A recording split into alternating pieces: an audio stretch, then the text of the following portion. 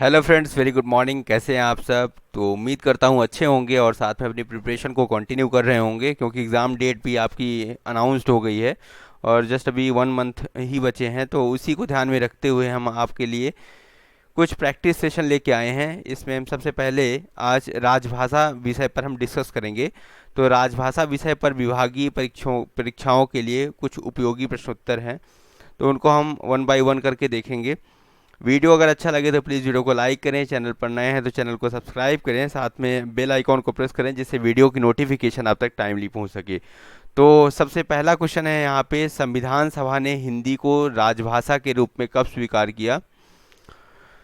तो इसका आंसर होगा 14 सितंबर 1949। ठीक है, इस दिन जो है तो कॉन्स्टिट्यूएंट असेंबली ने राजभाषा के रूप में हिंदी को स्वीकार किया था। नेक्स्ट क्वेश्चन है, भारत का संविधान कब लागू हुआ? तो इसका डेट है 26 जनवरी 1950 को लागू हुआ। ठीक है। नेक्स्ट क्वेश्चन है, हिंदी दिवस कब मनाया जाता है? तो हिंदी दिवस मनाया जाता है 14 सितंबर को। ठीक है, और उसका रीजन जो है यह ऊपर आपका पहला क्वेश्चन है। नेक्स्ट क्वेश्चन है, संविधान के किन अनुच्छेदों में राजभाषा संबंधी प्रावधान दिए हैं? देखिए, ये काफ़ी इंपॉर्टेंट क्वेश्चन है यहाँ पे। तो इसका आंसर है अनुच्छेद 120, अनुच्छेद 210 तथा 343 से 351 तक के अनुच्छेद जो हैं तो दिए गए हैं। इसमें हम एक एक करके बात कर लेते हैं। आर्टिकल 120 की बात करें तो article 120 is nothing but a language to be used in parliament. अगर आपसे कोई पूछता है आर्टिकल 120 जो दिया है राजभाषा से संबंधित, तो वह क्या व्यक्त करता है? तो वह बताता है कि पार्लियामेंट में कौन सी लैंग्वेज का प्रयोग किया जाना चाहिए। ठीक है। इसके अलावा आर्टिकल 210 जो होता है वह बेसिकली विधानमंडल के लिए है, या जो स्टेट्स की जो लेजिस्लेटिव असेंबलीज होती हैं, ठीक है, तो वहाँ पे कौन सी भाषा का प्रयोग करना चाहिए उसके बारे में बता रहा है यहाँ पे। ठीक है, तो विधानसभा का जो भी अध्यक्ष है या विधान परिषद का सभापति है, ठीक है, तो अगर कोई व्यक्ति है जो कि इंग्लिश में सपोज या हिंदी में अपने वक्तव्य को व्यक्त नहीं कर सकता, ठीक है, तो उस सदन का सभापति जो होता है वह उसे मातृभाषा में सदन को संबोधित करने की अनुज्ञा दे सकता है। ठीक है, यह आर्टिकल 210 है। और इसके अलावा जो आर्टिकल 343 से 351 है, ठीक है, तो इनके बारे में भी हम देख लेते हैं, क्योंकि आप सभी को पता होगा कि जो ऑफिशियल लैंग्वेज है that is the part 17 of the Indian constitution, और इसके अंदर जो आर्टिकल्स डील होते हैं वह आर्टिकल 343 से 351 तक के डील होते हैं। ठीक है, तो इन आर्टिकल्स को हम 4 पार्ट्स में डिवाइड करते हैं। पहला पार्ट है लैंग्वेज ऑफ द यूनियन, दूसरा पार्ट है रीजनल लैंग्वेजेस, तीसरा पार्ट है languages to be supreme court और हाई कोर्ट, और चौथा पार्ट है स्पेशल डायरेक्टिव्स। ठीक है, तो पहला पार्ट जैसा मैंने आपको बताया लैंग्वेज ऑफ द यूनियन, तो इसके अंदर आर्टिकल 343 और 344 दो आर्टिकल हैं जिसके अंदर लैंग्वेज ऑफ द यूनियन आएगा। तो 343 है that is the official language of the union. क्या होगा? सभी को पता होगा, आप सभी को पता होगा कि article 343 is the official language of union. और आर्टिकल 344 है, काफ़ी इंपॉर्टेंट है, आपके एग्जाम में आ सकता है, that is a commission and committee of the parliament on official language. ठीक है, आपको पता होगा कि committee of the parliament on official languages है, जिसके चेयरमैन जो होते हैं वह हमारे यूनियन होम मिनिस्टर होते हैं। So committee and commission of the parliament and official language is article 344। ठीक है, फिर इसके बाद मैंने आपको बताया था दूसरा part that is a based on regional languages. ठीक है, तो इसके अंदर 3 आर्टिकल हैं हमारे, 345, 346 और 347। तो 345 की बात करें तो 345 is nothing but official language और लैंग्वेजेस ऑफ अ स्टेट। ठीक है, तो इसके अंदर जो है ऑफिशियल लैंग्वेजेस और लैंग्वेज ऑफ स्टेट, यहाँ पे क्योंकि कॉन्स्टिट्यूशन में जो है तो हर एक स्टेट की अपनी लैंग्वेजेस है उसके, और सभी स्टेट्स की लैंग्वेजेस की बात नहीं की गई है। ठीक है, सिर्फ इतना लिखा हुआ है कि ऑफिशियल लैंग्वेज और लैंग्वेजेस ऑफ स्टेट्स। तो आर्टिकल 345 के अंतर्गत आता है। जैसे सपोज केरला का जो ऑफिशियल लैंग्वेज है, ठीक है, वह उनका मलयालम है, या फिर जैसे बहुत सारे स्टेट्स ने क्या करा हुआ है, अपनी रीजनल लैंग्वेजेस को as an official language treat किया हुआ है। नॉर्थ इंडिया की बात छोड़ दें अगर, तो नॉर्थ इंडिया में शायद ही 9 स्टेट्स के आसपास हैं जिन्होंने अपनी लैंग्वेजेस को एज एन हिंदी को एज एन ऑफिशियल लैंग्वेज माना है। ठीक है, इसके अलावा अगर हम जैसे बात करें अगर, तो आसाम में आसामीज़ जैसे हो गया, वेस्ट बंगाल में बंगाली हो गया, उड़ीसा में उड़िया हो गया, केरला में मलयालम हो गया। ठीक है, तो ये सभी स्टेट्स जो है तो अपनी रीजनल लैंग्वेजेस को इन्होंने as an official language adopt करा हुआ है। इसके अलावा आर्टिकल 346 की बात करें अगर यहाँ पे, तो लिखा है official language for communication between one state and another और between a state and the union. ठीक है, यह आर्टिकल 346 होगा। ठीक है, तो कभी भी अगर एक स्टेट को दूसरे स्टेट से कम्युनिकेशन करना है, या एक स्टेट को सेंटर से या यूनियन से कम्युनिकेट करना है, तो इस केस में जो ऑफिशियल लैंग्वेज होगी या उनका जो कम्युनिकेशन के लिए जो लैंग्वेजेस यूज होगी, वह आर्टिकल 346 के अकॉर्डिंग मेंशन किया गया है। आर्टिकल 347 की बात करें तो special provisions relating to language spoken by a section of a population of state. ठीक है, यह आर्टिकल 347 है। इसके अलावा काफ़ी इंपॉर्टेंट है आर्टिकल 348, वेरी वेरी इंपॉर्टेंट। इसके अंदर है language of the supreme court and high court.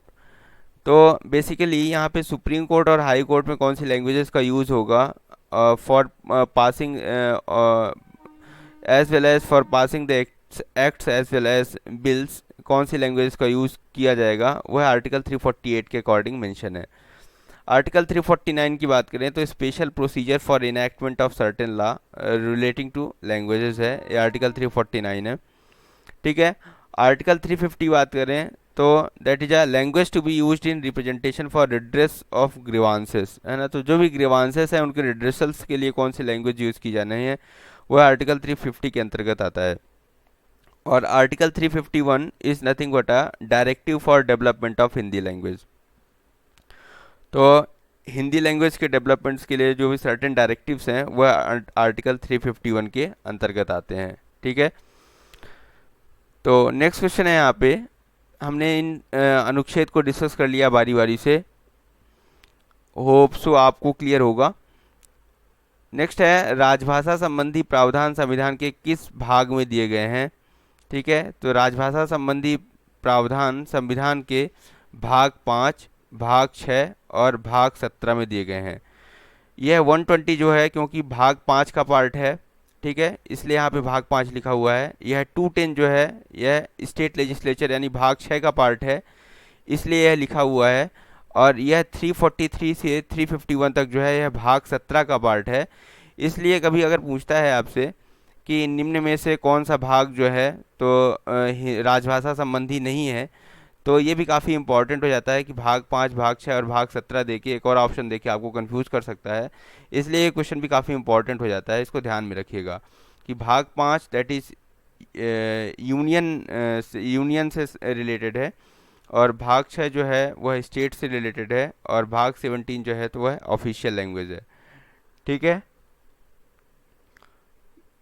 Next question पे आते हैं। क्वेश्चन नंबर 6 पूछा जा रहा है, संविधान का भाग 17 संसद में किस तारीख को पारित हुआ। तो 14 सितंबर 1949, इस तरह से भी क्वेश्चंस को घुमा सकता है, इसलिए इसको दिया गया है यहाँ पे 14 सितंबर 1949 को जो है तो इसे कॉन्स्टिट्यूएंट असेंबली में पारित किया गया या संसद बोल दें। संघ की राजभाषा क्या है, तो संघ की राजभाषा, ये क्वेश्चन भी पूछा जाता है, कई बार पूछा गया है। संघ की राजभाषा हिंदी है और उसकी लिपि जो है वह देवनागरी है। नेक्स्ट क्वेश्चन है, संविधान के किस अनुच्छेद में राजभाषा आयोग गठन संबंधी प्रावधान है। तो इसका आंसर होगा, संविधान में जो राजभाषा आयोग का गठन है वह अनुच्छेद 343 क्लॉज 1 के तहत किया जाता है। ठीक है, और ये पूछ दे अगर कि संविधान में किस अनुच्छेद के तहत संसदीय राजभाषा समिति का गठन किया जाता है, that means committee on official language. ठीक है, parliamentary committee on official language, तो है आर्टिकल 344 क्लॉज 4 के तहत किया जाता है। तो काफ़ी इंपॉर्टेंट है। कमीशन जो है 344 क्लॉज 1 और कमेटी जो है 344 क्लॉज 4 के तहत इसका किया जाता है। ठीक है, तो अगर हम बात करें यहाँ पे तो 344 क्लॉज 1 के तहत जो राष्ट्रपति द्वारा एक कमीशन लाया गया था उसका नाम है that is B G Kher commission जिसको हम बोलते हैं। इन 1955 प्रेसिडेंट्स ने जो है तो ऑफिशियल लैंग्वेज कमीशन अपॉइंट किया था अंडर द चेयरमैनशिप ऑफ बीजी खेर, जिन्होंने अपनी रिपोर्ट्स प्रेसिडेंट्स को 1956 में सौंपी थी या सबमिट की थी। उसके बाद उस रिपोर्ट्स को जो है तो 1957 में committee of parliaments under the chairmanship of Govind Ballabh Pant उन्होंने एग्जामिन करा इसको। ठीक है, काफ़ी इंपॉर्टेंट है ये क्वेश्चन, ध्यान में सुनिएगा क्योंकि गोविंद बल्लभ पंत का भी नाम यहाँ पे है। तो 1957 में under the chairmanship of Govind Ballabh Pant एक पार्लियामेंट्री कमेटी थी, उन्होंने उस बीजी खेर द्वारा जो रिपोर्ट थी उसको पढ़ा समझा और इस बेस पर जो है तो ऑफिशियल लैंग्वेज कमीशन फिर आगे गठित नहीं किया गया और इसी बेस पर जो है तो एक एक्ट लाया गया जिसको हम बोलते हैं ऑफिशियल लैंग्वेज एक्ट 1963। तो काफ़ी इंपॉर्टेंट है ऑफिशियल लैंग्वेज एक्ट 1963 और ऑफिशियल लैंग्वेज एक्ट 1963 और इसके अकॉर्डिंग यह बोला गया कि this act provides for the continued use of English even after 1965। यह इस एक्ट का जो 1963 एक्ट है, इस एक्ट का सेक्शन 3 यही बोलता है कि continuation of English language for the official purpose of the union and for use in parliament. Because क्योंकि हमारे जो कॉन्स्टिट्यूशन मेकर्स थे उन्होंने इंग्लिश के लिए यह बोला था कि for a period of 15 years from the commencement of the constitution, that means 1950 1950 to 1965 ही हम जो है तो इंग्लिश को कंटिन्यू करेंगे फॉर द ऑफिशियल पर्पज और उसके बाद जो है तो हम ऑफिशियल लैंग्वेज अपनी जो हिंदी है उसको अडॉप्ट कर लेंगे। लेकिन even after 15 years the parliament जो है तो इंग्लिश लैंग्वेज को स्पेसिफिक पर्पज के लिए यूज कर सकती है, ऐसा उन्होंने बोला। ठीक है, फिर at the end of 5 years the again at the end of 10 years for the commencement of the constitution, तो प्रेसिडेंट्स ने फिर एक कमीशन अपॉइंट कर दिया 1955 में। ठीक है, आफ्टर 5 ईयर्स और इस बेस पर जो है तो सेक्शन 3 ऑफ द जो ऑफिशियल लैंग्वेज एक्ट 1963 है तो उसके अंदर फिर इंग्लिश को भी कंटिन्यू करने की परमिशन मिल गई। ठीक है, नेक्स्ट क्वेश्चन पे आते हैं। तो संविधान के अनुच्छेद 344 के अनुसार संसदीय समिति में कुल कितने सदस्य होते हैं? तो ये क्वेश्चन भी आता है एग्जाम में। तो 30 मेंबर्स होते हैं टोटल। 20 मेंबर्स फ्रॉम लोकसभा होते हैं, ठीक है, और 10 मेंबर्स होते हैं वह फ्रॉम राज्यसभा होते हैं। ये क्वेश्चन भी आता है एग्जाम में, तो इसके लिए भी प्रिपेयर रहिएगा आप। ठीक है, देखिए जैसा जैसा मैंने बोला है वह क्वेश्चंस के फॉर्म में आ रहा है यहाँ पे। तो अनुच्छेद 344 क्लॉज 1 है यहाँ पे, आर्टिकल 344 क्लॉज 1 के अनुसरण में राजभाषा आयोग का गठन कब किया गया? तो 7 जून 1955 को किया गया। ठीक है, 7 जून 1955 को किया गया और राजभाषा आयोग के प्रथम अध्यक्ष थे वह कौन थे? बीजी खेर। ठीक है, फिर संविधान राजभाषा समिति सर्वप्रथम कब गठित की गई? तो सन 1957 में संविधान राजभाषा संसदीय राजभाषा समिति जो है वह गठित की गई। ठीक है, और under the chairmanship of Govind Ballabh Pant जो है तो इसको गठित किया गया था। ठीक है, फिर है संविधान के अनुच्छेद 343 क्लॉज 2 के अनुसार कितने कालावधि तक के लिए संघ के राजकीय प्रयोजनों के लिए अंग्रेजी का प्रयोग किया जाना सुनिश्चित किया गया था? तो ये भी मैंने आपसे डिस्कस कर लिया कि प्रथम 15 ईयर्स के लिए था, मतलब 1950 टू 1965 तक के लिए जो है तो इसको किया गया था। नेक्स्ट क्वेश्चन पूछा जा रहा है, हिंदी के प्रयोग के पुनरीक्षण के लिए संसदीय राजभाषा समिति की कुल कितनी उप समितियाँ बनाई जाती हैं? ठीक है, तो इसके लिए जो है तो 3 उप समितियाँ बनाई जाती हैं। ठीक है, ये काफ़ी इम्पोर्टेंट है।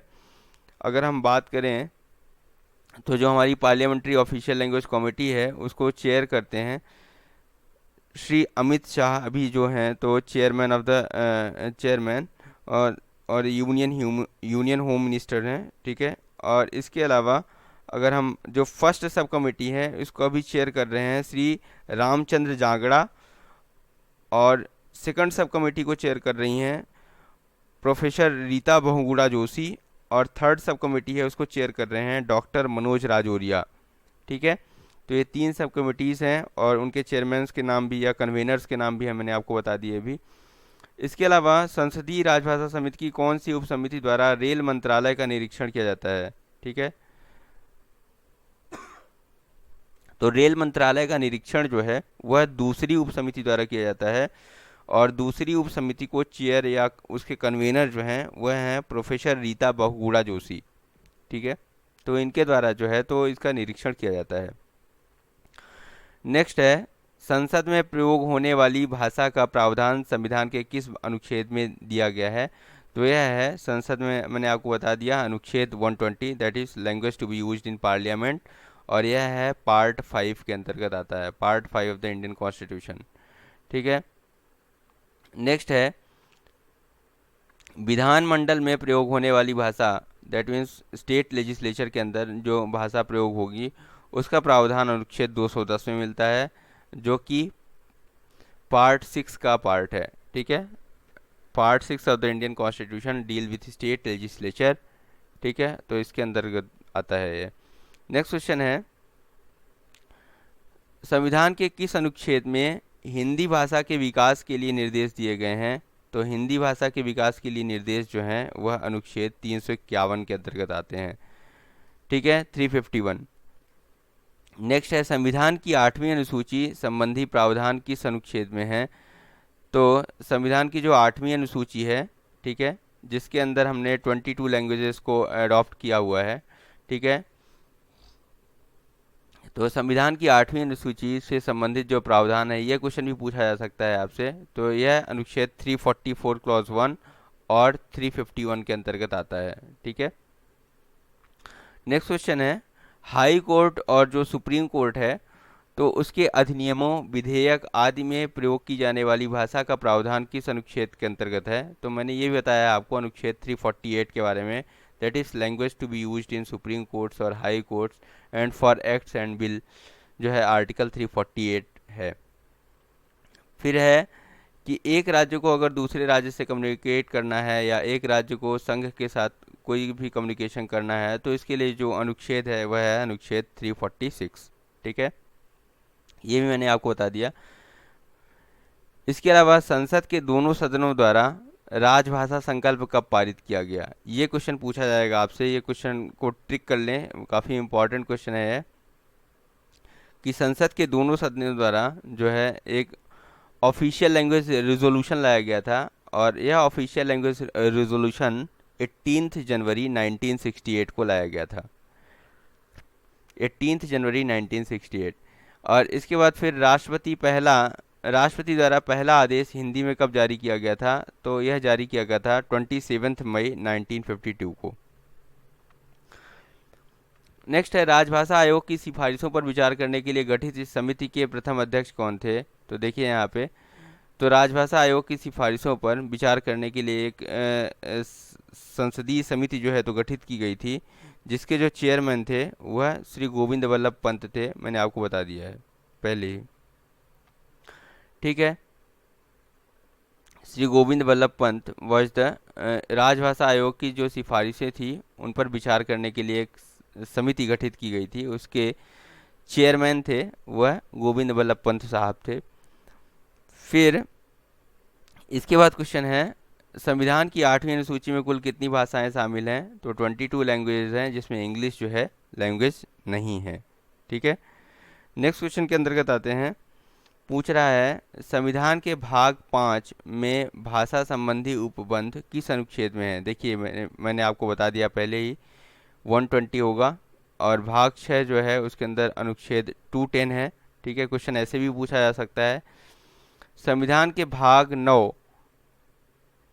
17 में भाषा संबंधी कितने अनुच्छेद हैं, ये क्वेश्चन भी पूछा गया है यहाँ पे, ठीक है।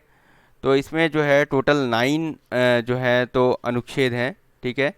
ये काफ़ी इंपॉर्टेंट क्वेश्चन है। जैसे आपको अगर देखें यहाँ पे तो आर्टिकल 343 से 351 तक जो है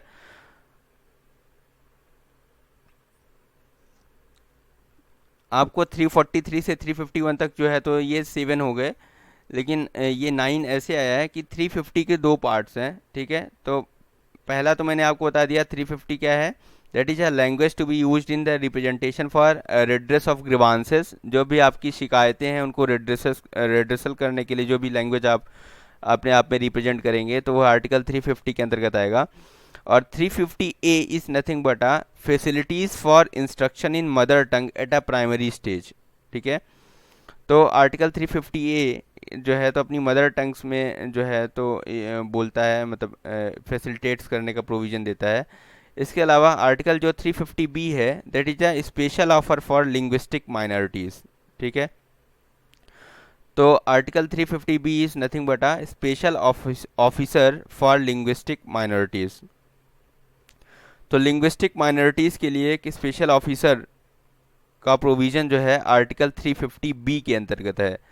तो 343 से 351 तक तो ये 7 हो गए, और साथ में 350A और 350B इनको मिला के टोटल 9 अनुच्छेद जो हैं वह भाग 17 के अंतर्गत आते हैं। तो ये क्वेश्चन भी काफ़ी इंपॉर्टेंट हो जाता है। इस क्वेश्चन को गलत करने के चांस जो है एग्जाम में बहुत ज़्यादा हैं, क्योंकि सभी 7 पर टिक करके आ सकते हैं।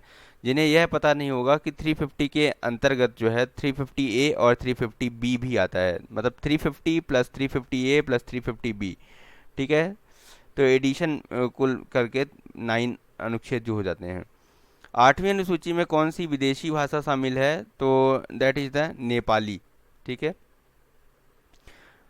संविधान की 8वीं अनुसूची में सिंधी भाषा को किस वर्ष जोड़ा गया, ये क्वेश्चन भी आ सकता है एग्जाम में, इसलिए आप इसके लिए भी तैयार रहें कि in the year 1967 after 21st constitution amendment जो है तो सिंधी भाषा को जोड़ा गया, ठीक है।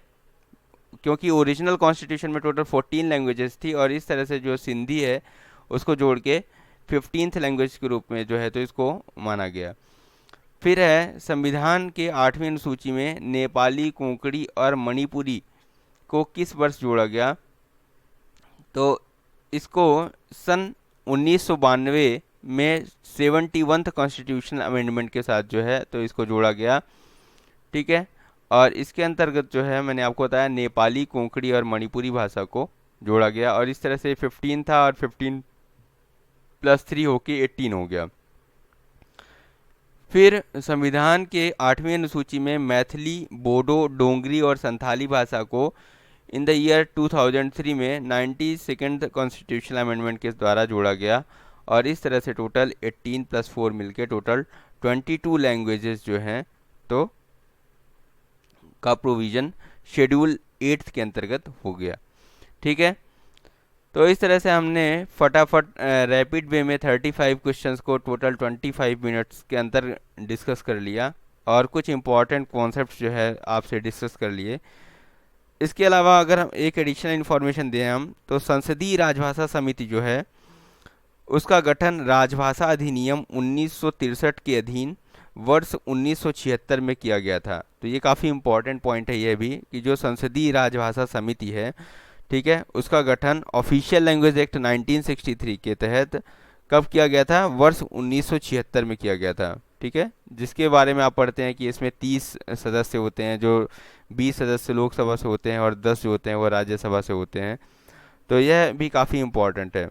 इसके अलावा एक और पॉइंट आपसे हम डिस्कस करना चाहेंगे कि जो यह पार्लियामेंट्री ऑफिशियल लैंग्वेज कमेटी होती है, ठीक है, तो यह अपनी रिपोर्ट जो है वह राष्ट्रपति को सौंपती है, और राष्ट्रपति जो है इसको फिर पार्लियामेंट पर टेबल करते हैं, और साथ में यह स्टेट लेजिस्लेचर को भी जाती है। तो इस तरह से वीडियो को लास्ट तक देखने के लिए धन्यवाद। वीडियो अगर आपको बेनिफिशियल लगा हो तो कमेंट बॉक्स में सूचित करें, और अपनी तैयारी को कंटिन्यू रखें। Thanks for watching this video. Have a nice day.